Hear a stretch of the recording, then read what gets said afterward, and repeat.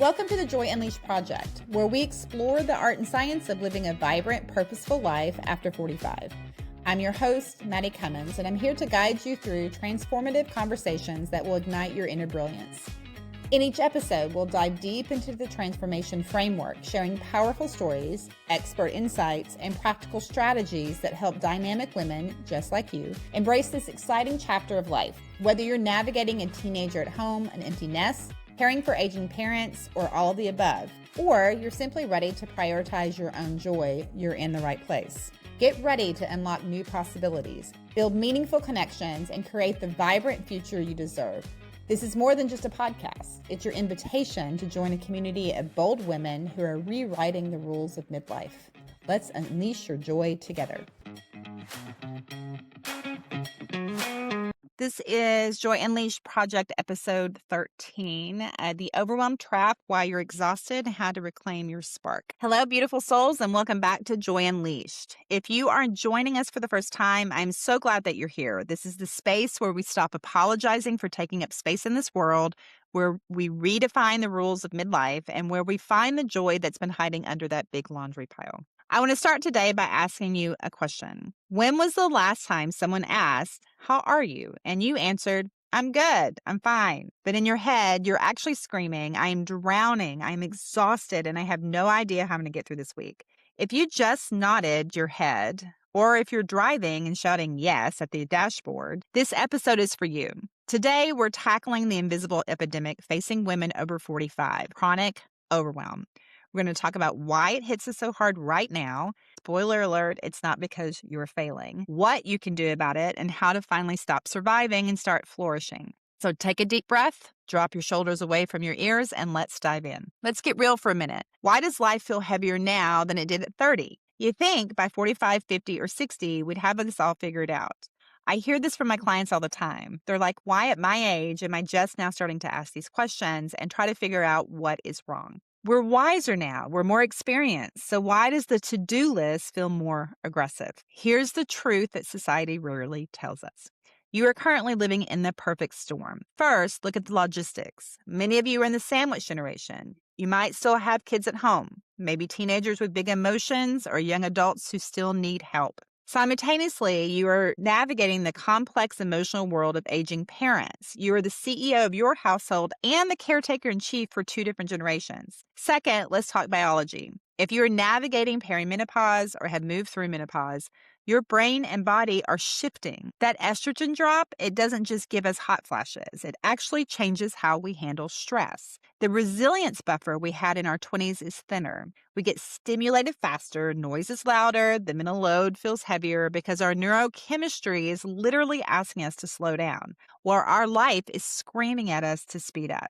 And finally, there is the invisible backpack. For 45 plus years, you've been conditioned to be the good girl, the fixer, the one who remembers birthdays, the one who organizes the office potluck, the one who smooths over family drama and isn't mean to anybody. You have collected rocks in your backpack for decades, and you haven't put any down. You aren't overwhelmed because you're incapable. You are overwhelmed because you are carrying the weight of the world. So we know the why. It's biology, it's sociology, and it's the season of life. But I'm not going to leave you there. We are not here to wallow. We are here to unleash joy. How do we stop the spin? I have 3 steps for you today. The brain dump. Get it out of your brain. Your brain is for processing, not storage. When you try to remember the grocery list, the doctor's appointment, and that email you need to send, you're using up processing power. So what I need you to do is take 10 minutes and just write everything down on your mind. The big stuff, the retirement planning, the tiny stuff, buying new sponges. Once it's on paper, your brain can stop spinning on it. The second thing I want you to do is audit the shoulds. I want you to look at your to-do list from step 1. Circle every item that you are doing only because you feel guilty or because you think a good mother, wife, daughter should do it. If you get nothing else out of this podcast, I want you to get this one thing. Should is the enemy of joy. If you're doing it out of obligation rather than love or necessity, it is draining your battery twice as fast. And during this process, pay attention to how many times you say to yourself, I should do 1, 2, 3, 4. It is a joy killer. And I want you to really look and see how much you're saying that to yourself, because it's going to make a big difference once you catch that. And then we're going to do a sacred pause. This is the most powerful tool in your kit. The next time someone asks you to do something, volunteer, bake cookies, take on an extra project, don't answer. Develop a script. Say, let me check my capacity and get back with you. You are not checking your calendar, you're checking your capacity. There is a difference.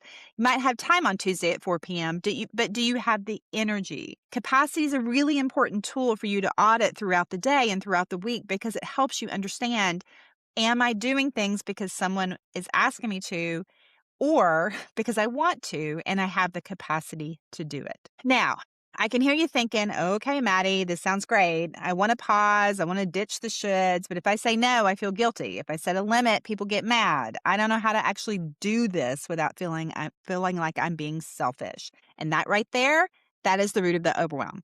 It's not the task. It's the lack of boundaries. We think boundaries are walls that keep people out. But actually, boundaries are the gates that let your joy come in. If you're ready to finally drop that invisible backpack, if you're tired of waking up with a sense of dread about your day, if you want to move from overwhelmed to overjoyed, I want to invite you to join me in my brand new course, Boundaries Unleashed, Clear Boundaries, Clear Joy. This isn't just another self-help course where you watch videos and do nothing. This is transformation. In the Boundary Blueprint, we go deep. Module 1 is all about the guilt detox. We delete the programming that says self-care is selfish. Module 2 gives you the tools to know your values and own your own worth. This is where you get the confidence you need to take back your life.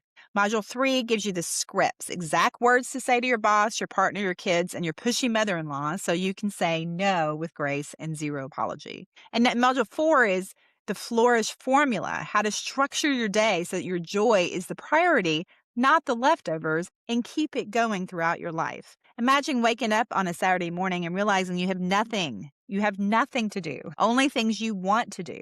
Imagine ending the day with energy left over for your hobbies, your partner, or just a good book. Or a nap, because that's what I prefer. That life is available to you, but you have to choose it. Because you're a listener of Joy Unleashed, I'm offering a special discount. Just use the code JOY at checkout when you sign up at the link below, either in the show notes or the description. You have spent 40 plus years taking care of everybody else. Isn't it time to put yourself first and put yourself on your to-do list? So listen. The overwhelm you're feeling is real, but it's not a life sentence. You have the power to change the narrative. You have the power to teach people how to treat you. And most importantly, you have the power to treat yourself with the same kindness you give to everybody else. Here's your next step for today. I want you to practice the pause. Just once today, when a request comes in, don't say yes immediately. Take a breath. Check your capacity. Remember, no is a complete sentence. You are worthy of a life that feels good, not just one that looks good on paper. Thank you so much for letting me be a part of your day. Go unleash that joy, and I'll see you in the course, and I'll catch up with you in the next episode.